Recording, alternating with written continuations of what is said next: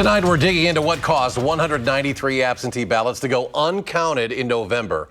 The incident triggered investigations from both the Wisconsin Elections Commission and the city of Madison. The mistake also caused longtime Madison clerk Mary Beth Witzel-Bale to resign. Our Ellie LaLiberte has been looking into this now for months. And Ellie, what did you find? Eric, well, clerk's office staff say they told the former clerk about some of the missing ballots on November 12th, but instead of taking action, Mary Beth Witzel-Bale went on vacation the next day. Now, those missing ballots were not enough to change the outcome of any race, but it was enough to shake some voters' confidence.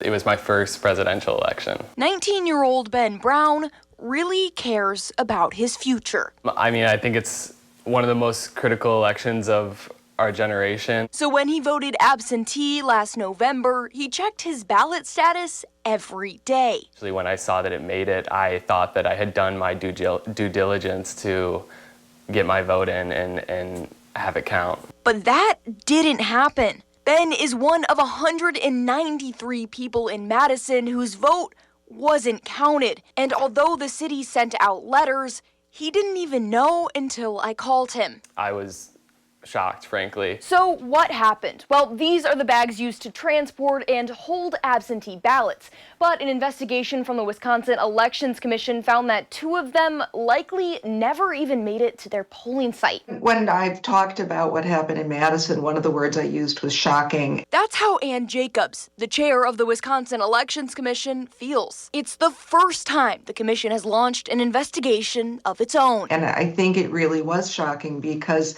this sort of laissez-faire attitude of, golly, there might be ballots, who knows? Jacobs says poll books were printed too early and the policies in place did not properly track absentee ballots. But one of the biggest issues was a lack of action. When some of the missing ballots were discovered on November 12th, there was still time to have them counted. Instead, the clerk, Mary Beth Witzel-Bale, went on vacation the next day. Why wouldn't you make every possible attempt to include them, to look at them, to call the commission, to call the county clerk, to call anybody? But it wasn't just a lack of action by Witzel-Bale. According to the WEC investigation, the deputy clerk, Jim Verbick, who acts as clerk in Witzel-Bale's absence, did not think it was his job to do anything about the ballots. But ignoring things doesn't make them go away. Emails obtained by News 3 Now show Witzel-Bale partly blaming poll workers for the uncounted ballots. I checked my voting record and I saw it wasn't there in November, and that was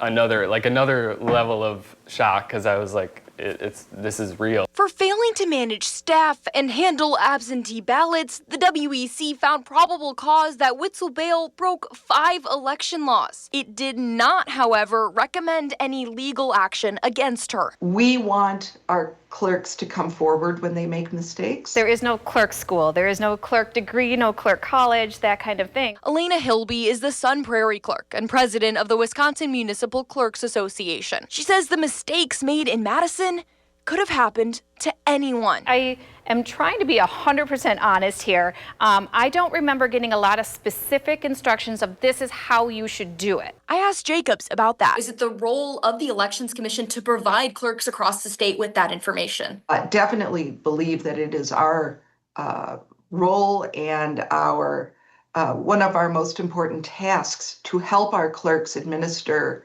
elections. We are, as always, working with our clerks to improve things. City Attorney and Acting Clerk Michael Haas says that improvement is already happening. Can you walk me through specific changes that the clerk's office has made to prevent an error like this in the future? It comes down to a couple of different things. One is better tracking of the absentee ballots. So we have essentially a chain of custody to ensure that it was delivered. Another category of changes has been what the staff does after the election. But for Ben, that's not enough. I feel ultimately just very disappointed. It does make me wary of just next time I'm going to be questioning, did my vote count this time?